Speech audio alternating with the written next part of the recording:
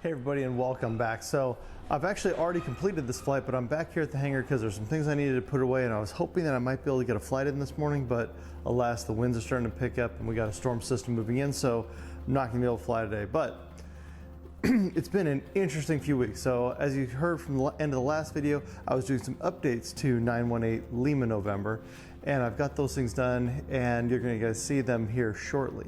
But it's also cool, and what's really delayed me was we had an air show in between my last flight and this current flight I just did that really kind of delayed more of my training.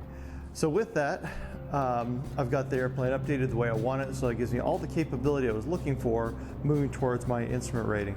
Now, on top of getting all of that done, I've also found the DP I'm going to be using. He is actually in Springfield, Missouri, so I'll be able to do that check ride on my way up to the Zenith fly-in of September.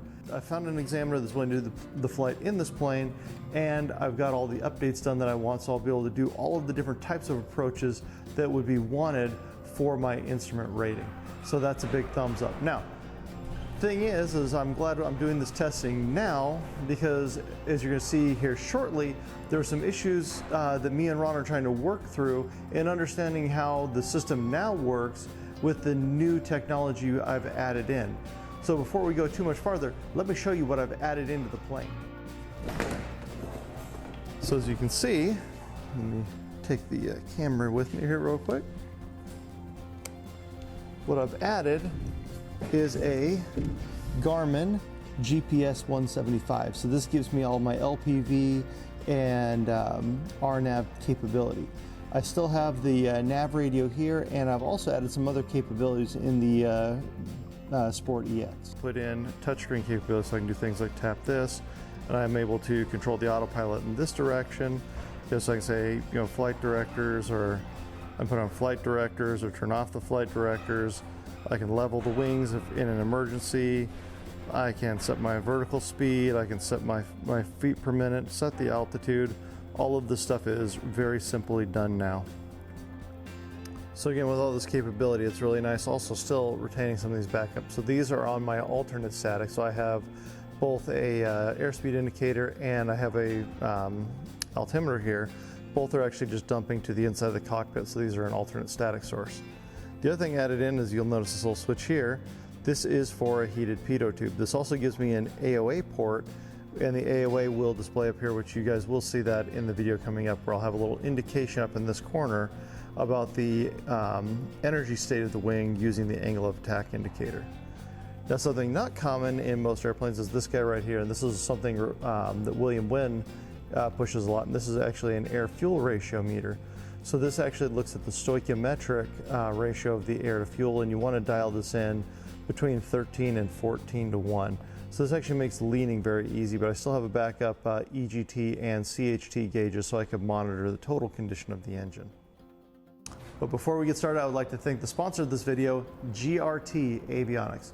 GRT is an American-based company based out of Michigan, making highly capable avionics for guys like me and you who want something that's highly capable and provides us with the data and information we need to operate our aircraft safely.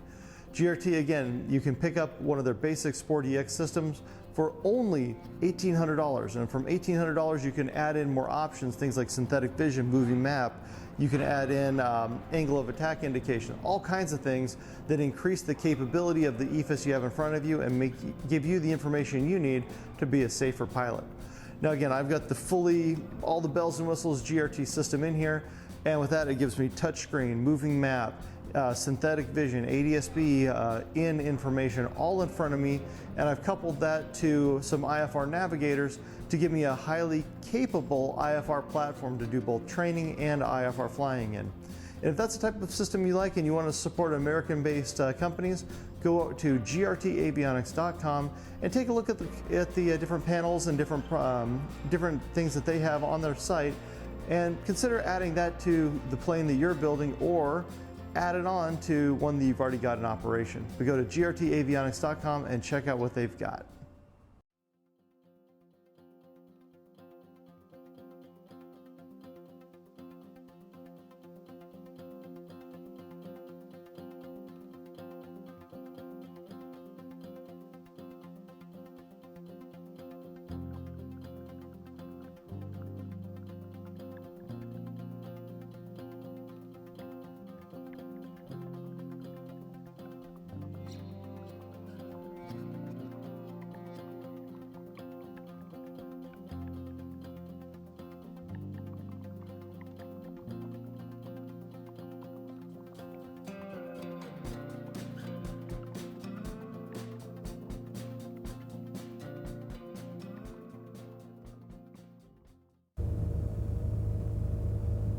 One of the things I needed to test before we got too much farther was a new trim tab that I'd added.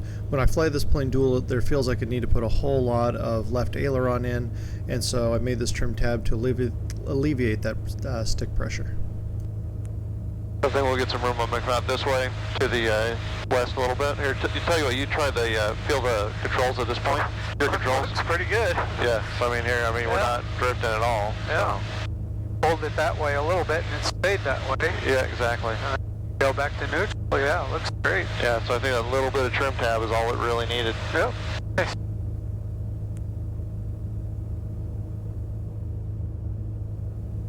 And I'm gonna go on the foggles at this point.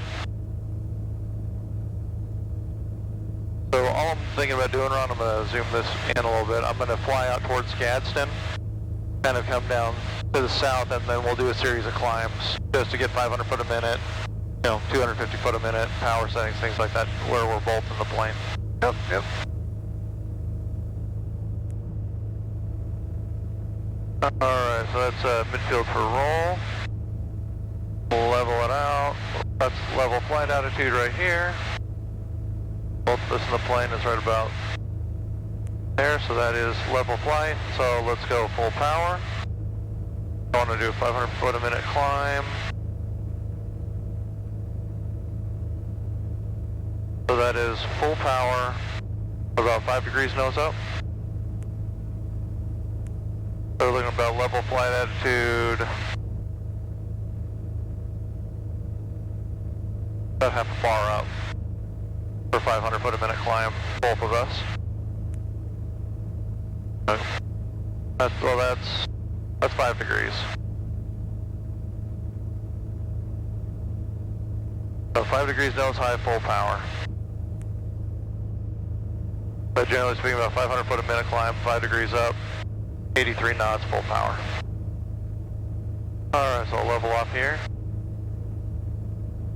Are you full fuel? Yeah, I'm full fuel. So full fuel. Depending on your examiner, how much he weighs. Yeah, exactly. Alright, so 500 foot a minute descent shouldn't be too different. So for me, that was trim about nose down, about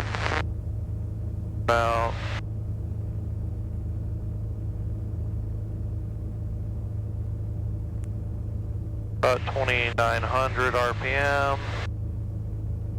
and a little more power on. Traffic 165 Charlie Delta at the north, just over north Salton Sea, 6,400 descending to thermal. 3 degrees, it's 4 degrees down, 2,800. 4 degrees down, 2,800, and at 97 knots. But I really want to trim that until I've got 90 knots. There's 90. So 300. yeah, about 4. We're at. Let's get that a little more. So we're 5 degrees down, and 90 knots is roughly. That's actually 4 degrees down. 500 foot a minute. Oh, recovering that. 2,400. 2,400. Okay. Put that in the card. I got to turn now because I'm gonna run out of airspace. Yep. Trim back down.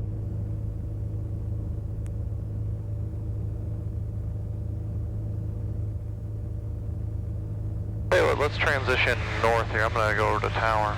Try to.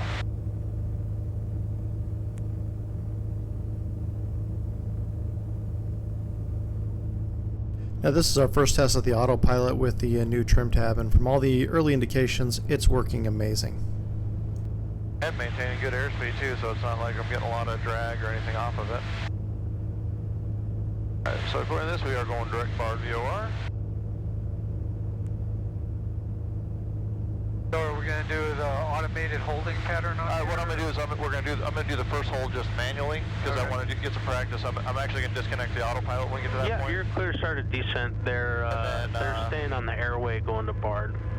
And then what we're going to do is after we do a couple of those, then I want to, or just at least 1 or 2 tracks, and we'll break off, and I think we'll go out to the to the west, and then we'll engage the autopilot and have it do the whole pattern, entry and everything. Yep. Is it locked in your heading or? No, it should be on, actually it might be, let's find out. Let's go. Vertical, lateral is now. Friendly 802 cleared direct Imperial. So, See, VOR off to the side over there. Yeah, let's go, hold on, I want to go. Exit. What am I doing here? I want to go. And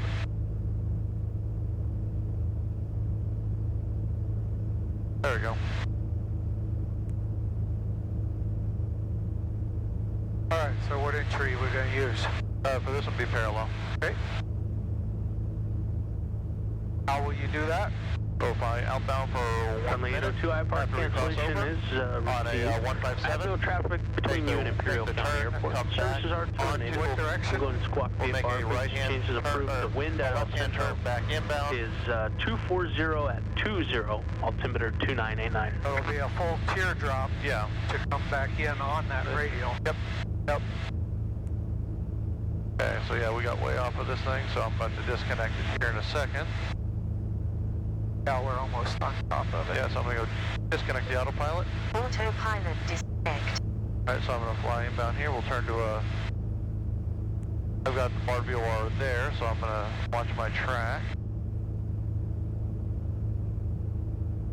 Venture West 104, Turn Yuma this ahead of approach, are time you to up a yet? 157.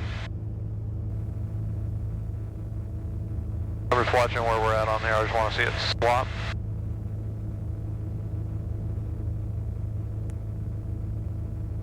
So I wouldn't have turned the heading bug down there because we're going to be flying outbound initially. Yeah, true.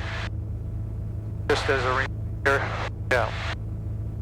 Don't want to get ahead of yourself. Yeah. Venture West 104, Yuma approach, loud and clear, altimeters 2987. Alright, the turn in. Wind enter the class Timer Delta right from now, the please. northeast at 1,200 for a straight into 26. So we're turning flying 337. Oh, outbound. We're okay. So my track right now is 337.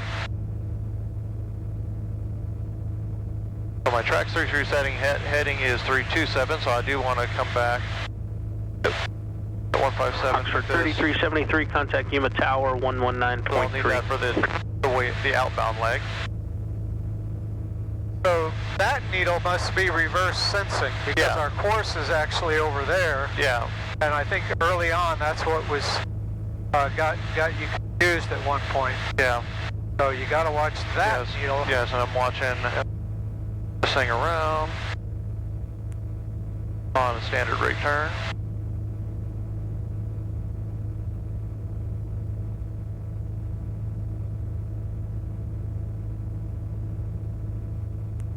So this is a pretty standard hold, like we've done many times before, and everything went just according to plan. After we finished this hold, we moved off to the west to allow the Garmin GPS 175 to control the autopilot to fly another couple of holds around the barred VOR. This is where we had some issues understanding what the Garmin was doing, and took some time to kind of figure it out before doing a VOR approach into Yuma.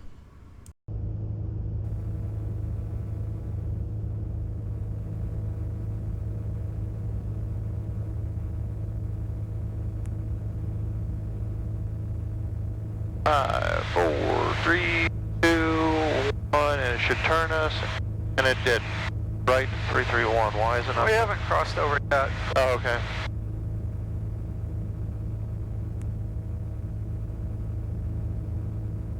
So we should be in a standard rate turn right now. It's not doing it. I give it a... I don't know why this suspend Yeah, I don't know is either. on. Yeah, that's what's annoying is it's for some reason. Autopilot disconnect.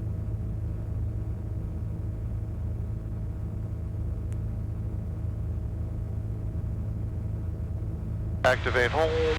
Okay. Now the suspend went away. What's it doing here? It wants to make a... Yeah, so let me just autopilot it off. Autopilot disconnect. Now it was like that. Yeah. Do that. So let's see what it does here. Autopilot.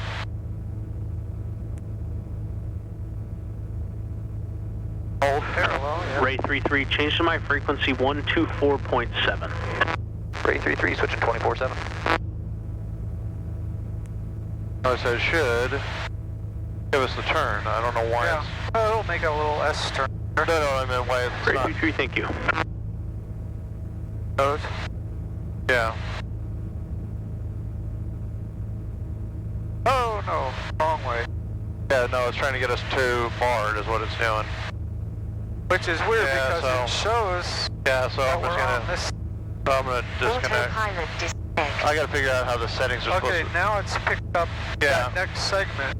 Go Yeah. ahead and fly it to that segment. Yep. But then again, it's on suspending. Yep, so it's suspending the hold is what it's doing when it puts that in there. Yeah, now it wants to do another crazy Yeah, I know. So- entry. yeah, I think it may be something in how I've got these two communicating to the autopilot. So I'll have to figure that out. Alright, that's why we're doing this type of stuff. So why don't we do this? I'm going to turn this on to nav. So I'm off of that. And I'm going to request a 17, or to come out here, do basically a turn to come direct in. Then we'll request a 17 VOR. Do a miss. With the hold or, No, I think just do a miss on it. but I mean, the entry, just No, enter just direct yeah, from just hit BARD. direct, yeah. Human approach experimental 918. I'd like to do the VOR 17 approach. Ray 33, copy all. 8 Lima November, your practice VOR approach is approved. No separation services will be provided. Roger, 8 Lima November. Alright, so what can we get down to? Inbound to BARD. Yep. Hold on, I want to make sure I'm here. This says I don't want to... 8 Lima November, contact tower 119.3. You have traffic 2 north of the airport at 2000, a helicopter, and a climb. Roger, leave for traffic and over to tower 8 Lima November. Alright, so I'm over BARD right now, and I can basically chop and drop down to the minimum altitude, which is 680 feet at this point. Alright. But I need to be on a 1, 6, 7. Would you please start the clock for me? I'll slow this thing down to... Yep. I did. Yuma Tower Experimental 918, Lima November. 8 Lima November, Yuma Tower. Yeah, I'm currently over BARD doing the VOR practice approach inbound, looking to do a miss.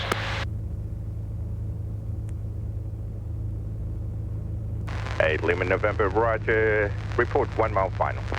Alright, report 1 mile final, 8 Lima November. And what's your procedure? This procedure is climb right on runway heading or straight ahead to 1,100 feet, then climbing right turn to 2,500, or to, yeah, 2,500, direct back to BARD VR. Longo Bravo, extend downwind. 8 Lima November, misapproach approved, wind 260 at 7. Alright, misapproach approved, 8 Lima November.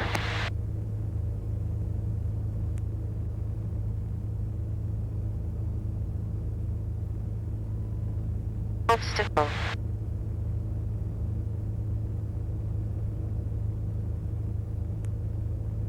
Trying this on flight directors for the first time to see what I think. And what is our target time? About 3 minutes. Traffic. Because of the speed I'm on. Approaching minimums.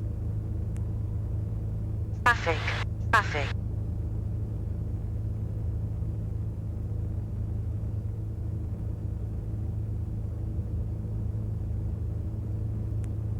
Minimums. Minimums, or minimums and... Just hold minimums. Yep, hold And minimum. then, And we're... Traffic. That's Traffic. good. Yep. Hey, going around. So climbing straight ahead on runway heading. And tell the tower to 1 minute. And tower experimental 8 Lima November going miss. 8 Lima November, roger, and same intentions. We're going to go back to the BARD VOR and do one more. Okay, and you're doing it in VFR conditions? That is correct. Okay, remain boost frequency. And Lima November, you're going to be VFR to a full stop? Negative. Once we do the next, we're going to be over to Somerton. Roger. Somerton traffic, experimental 8, Lima November, left base, runway 35, full stop, Somerton. My brain.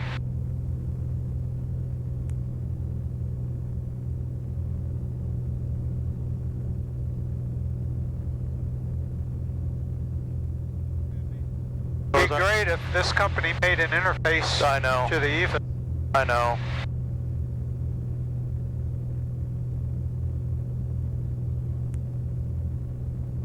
Somerton traffic, experimental 8, Lima November, turning final, runway 35, full stop, Somerton. Like that.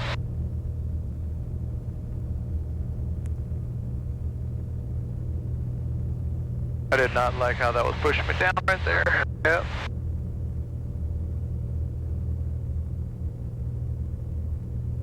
Alright, yep, in here you get riding that right rudder, left aileron. Yeah, I've got too much speed on me right now. That nose pointed down Yeah. the runway with the right rudder. I'm doing. That left aileron from drifting. Never come back to wings level. Just Yeah. keep enough in there, and then right rudder. If you need to put more right rudder to get us drifting over to the right a little. Somerton traffic, Skyhawk 737, Juliet That Hotel, aileron in. behind the hangars, taxiing to runway 35. Rudder. A lot of rudder in There it. you go. Beautiful. Yep. And then increasing it into Yeah, the wind. that's at the stop right there. Okay. Yep. Beautiful. Yep.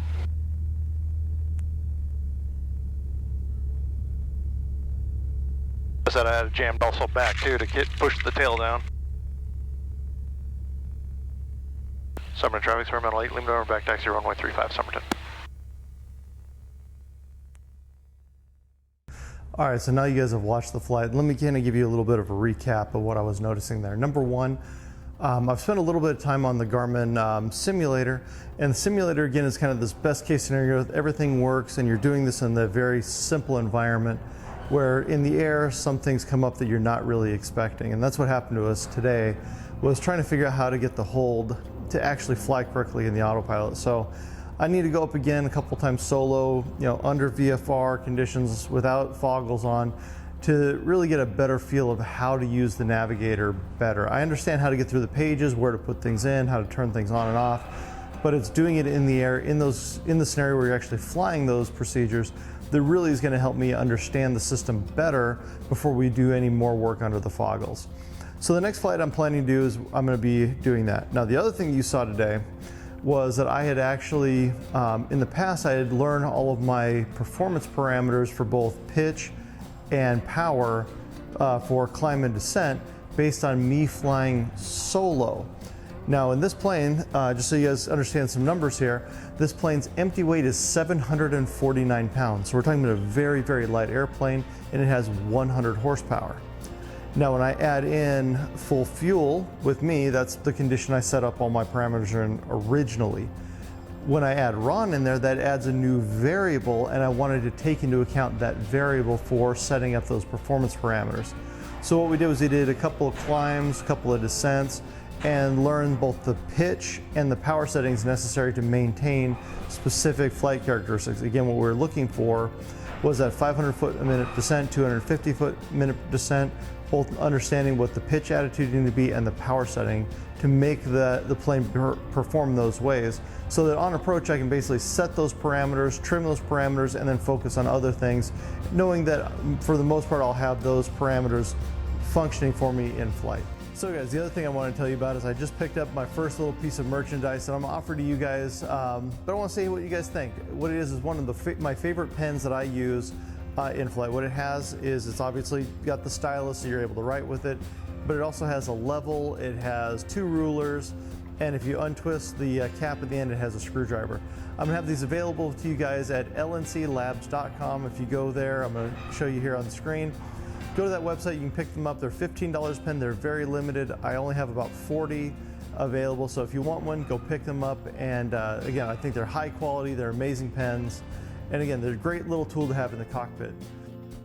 All right, so just to finish out the video, I'm back here in the garage for a little quick update on the HDS budget build. Notice I've got the rear canopy on and it is riveted in place. Pretty soon I'll be trimming up the front canopy and getting it installed as well. And as soon as that's done, we'll be on track to get an engine run here very shortly. But this is again me, Larry Nelson, telling you guys, for projects like this in your garage or the ones you got out in the hangar, get building, get flying, and get the proper training. Until next time, I'll see you guys in the air. Catch me if